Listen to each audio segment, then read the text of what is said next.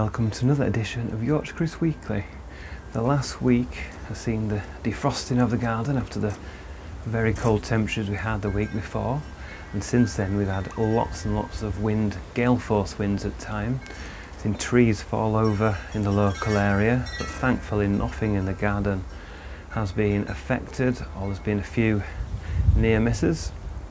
And also the long range forecasts now for the weather are looking extremely positive. There's no cold weather, real extreme cold weather on the way for the rest of February, it looks like. Could still change, but at the moment it's looking good for the month of February at least. And by the time we get to March, yes, we can have lots of cold weather potentially. We have a lot of stronger sunshine and spring is really upon us then. Now, over the last week or so, I've been asking suggestions about changing the channel, because I've been thinking about making changes to my Yorkshire Kris channel. I'll still continue to do weekly episodes, but what I've decided to do from the feedback I've got is do individual videos on specific topics. So you might have noticed the other day I did one on bird of paradise, sowing seeds for the bird of paradise plants as a standalone video, and then my weekly episodes will be a combination of the standalone videos combined with what's happening in the garden this week and the jobs I'm doing, and sort of general chat about the weather and things like that. So I'll still continue to do the weekly videos. There'll also be individual videos as well, which will be repeated in the weekly video, as well as some other chatter. So hopefully you like those changes. If you don't subscribe to my channel, please do, and then you'll see my videos. If you click on the bell symbol as well, you'll get notifications about my videos. Because funny enough, I looked at the analytics for the first time in ages the other day, and only about 25% of the people that watch my videos are subscribers. So most people don't subscribe, but if you do, it's great, and then I don't have to keep sort of sending out messages saying my videos have been released. They'll just automatically go. So on this video, we will be looking at the bird of paradise sowing and a little bit of follow-up from that video. We'll also be taking Tetrapanax plants that are dormant and potting those up in the garden. We'll also be looking back at last summer and looking at a very nice garden and how it looked in summer, and we'll also be looking forward to sowing more seeds and getting the garden ready for spring. Now here's one plant that has been affected by the gale force winds we've had, and it's this quite rare Trachycarpus winsan, and as you can see it's completely toppled over and some of the roots have snapped, and basically it's only been held by one root now on the far side, so it's not looking great for this plant. It will probably, if I can try to stabilise it, survive, but it needs to really reroot this year and hopefully survive. So I'll stake this, put some soil around it, and hopefully it'll get through the rest of winter and spring. So I've mounded the soil around the base and firmed it around the palm all the way around, and I'll just put a bit of a brick on the side of the start of the trunk to stop it swaying in the wind, and it's pretty firm now, so hopefully that'll help the small palm establish itself in this location.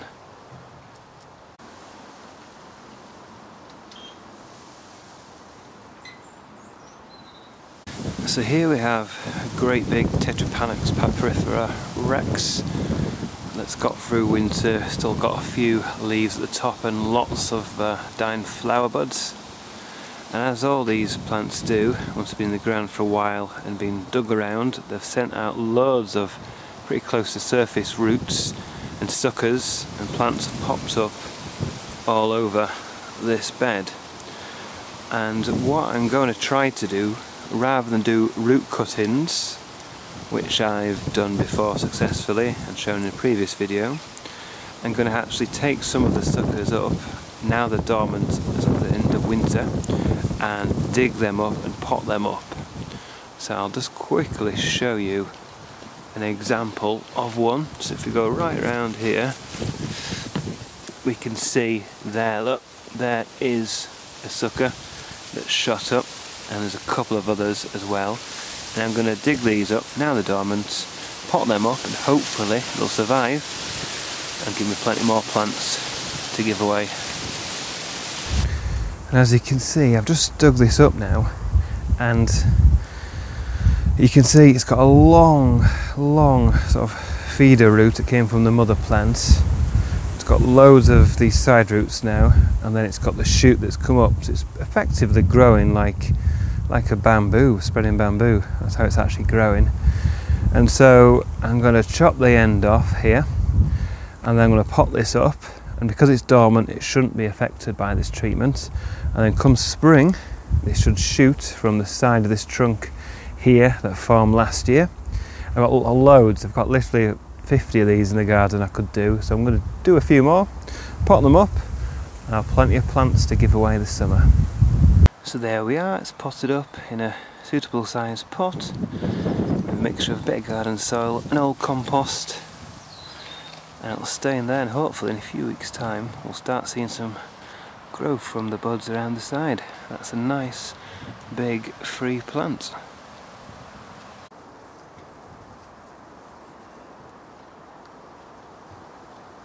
Now, Cycas revoluta is not a hardy plant, but I have planted mine out in the garden, protected it with scaffolding mesh and fleece, and as you can see, the leaves are still totally green after having those cold temperatures last week, so I'm very pleased with this. I'm going to wrap this back up now and keep that fully protected till the start of April, because obviously we'll get probably lots more frost before then. Just shows with a bit of protection you can grow half hardy plants out here in Yorkshire. Now, back in summer 2018 I went and visited Joel Robinson's garden in West Yorkshire, and here is the video I made of his garden.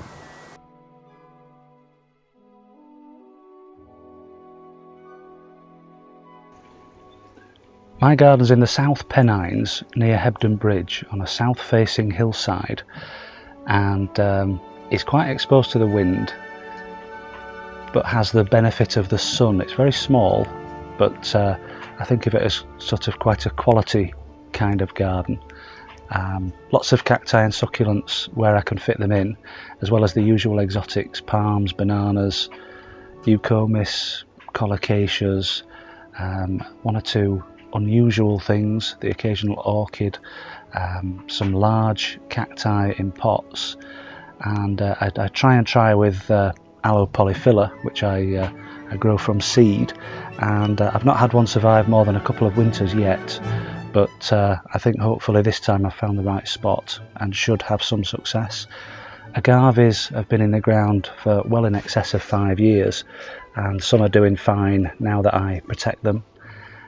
Same with a few cacti. They like a bit of protection but do absolutely fine if you give it them the right kind of cacti, the cold hardy cacti. This year is a prolific year for growth. A few things that have never done so well. A Dacilarian from seed, only 9 years old, in flower.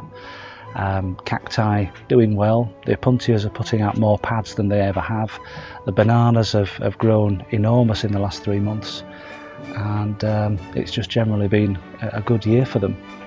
What a fantastic garden Joel has got, obviously concentrating on the arid plants, most of which have been grown from seed or very small plants acquired from specialist nurseries. So many different hybrids, the cold hardy puyas planted in the ground here, as well as agaves and aloes and real cacti, opuntias, full range of arid plants, echeverias here as well, and these are grown in these raised beds with lots of gravel for drainage, but they do face a full force of winter storms and lots of rains in this high upland area of northern England in the southern Pennines.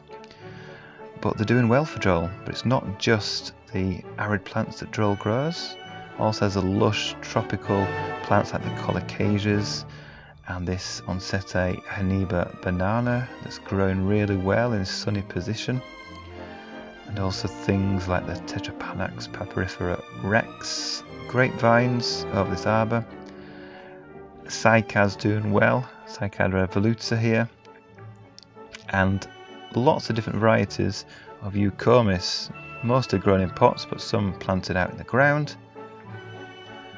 Flowering puyas, showing that they like the conditions up here north of England. And a fantastic garden overlooking beautiful countryside.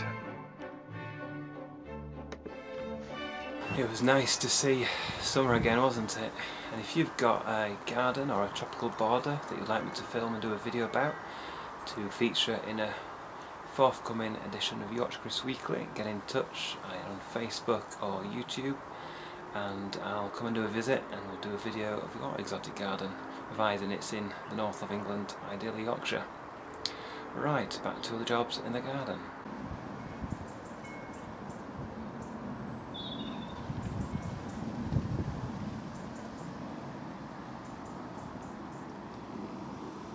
And in this video we're going to start germinating one of the most iconic tropical looking plants, and that is the bird of paradise plant, also known as Strelitzia reginae, named after George III's wife, I believe. And these seeds, which we'll get a closer look of in a second, are very hard and black with little orange tufts on them, and to germinate them you need to sort of break down the outer coating. So what I'm going to do is I'm going to soak these in water for a couple of days, but before I soak them in water I'm going to just nick the surface of the seeds and we're going to remove the orange tufts. Now, birds of paradise, you think of them as very exotic, very tropical plants, but actually they come from South Africa, so more of a Mediterranean climate where they get nice hot summers, hot dry summers, and sort of mild, wetter winters. And in the UK, you normally see them grown in conservatories, and some people do plant them out for summer as well. Now, growing from seed, you have to have a lot of patience.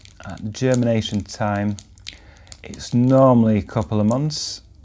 I've germinated them before and I think it took about 4 or 5 weeks before the seeds did germinate. And for them to flower from seed, you're looking at 3 to 5, 6, 7, 8 years, something like that, depending on how well they're looked after and how much sort of growth they get throughout the year. And I found that the birds of paradise plants, I used to find them in DIY stores and garden centres quite a lot. But in the last year or so, I've been looking for the plants. I've not actually found them. Found more heliconias and loads of different indoor plants, but the bird of paradise has been a bit harder to find. So I'm going to grow these from seed. And this packet of seed I got from, it was gifted to me from Madeira. And there's only 3 seeds in a pack, so hopefully they all germinate. And where these have been stored within Madeira, there's probably, I think we bought at the airport or in like a greengrocer's supermarket, so they might not have been kept in our ideal conditions. Since I've had them, I've kept them in the fridge, so they're nice and cool, about 5 degrees, cooking the shelf of the fridge. So hopefully it will germinate. Now, like I said, you've got to be really patient, but we're going to do our best to get them to germinate by making sure the outer case is broken down a bit by soaking and nicking the seeds. So that is what I'm going to do now. So, need to remove the orange fluff, this tuft on the side of the seed, so I'm just going to pull that off. Hopefully that comes off pretty easily, like so. I'll do that with the third one. And this is just basically how the seeds formed in after the flower has died. Has this fluff attached to them, which is not needed for germination, might inhibit it, so I've removed that. And now we're going to make a nick in these, so you can basically rub them on sandpaper or with a file, or in my case I'm just going to use some nail clippers and just nick the side of the seeds. So we've got the seed here. You can use pliers to hold them steady, or I'm just holding them between my fingers, and then with the edge, the corner, I'm just going to nick the side of the outer hard shell, and you can see there's a little bit of white now showing. and that means water can easily get in and help with the germination process. So I've done that to a couple of seeds, just do this to the last seed. So again, the edge, so you can see that there. And obviously if I had loads of seeds, I would probably use a sandpaper method, but I've only got 3. So I'm happy to do this method. It's pretty easy, and you get a good bit of the white inner seed showing. So now I've got my 3 seeds prepped. I'm going to just put them in water, and I will soak them in water for a couple of days. I'll change the water a few times as well, and I'll keep this little pot sort of underneath a radiator on the ground so it's pretty warm in the house, just to start the germination process, or hopefully start it, because it does take several weeks. So the seeds have been soaking for a couple of days now in this little tub of water that I've changed a few times. And I'm just going to get them out now. Feel a little bit softer, and then just put them 2 or 3 centimeters deep in this pot. So put that down. I've already watered the compost here. Put the pot in a sealed plastic bag and place the sealed container in the propagator. And this is set at 20 degrees, and with the sunshine it'll easily be up to 25 degrees, and then we've just got to wait. Thanks for watching this edition of Yorkshire Kris Weekly. Don't forget to subscribe and join me next week where we're having more fun in the garden.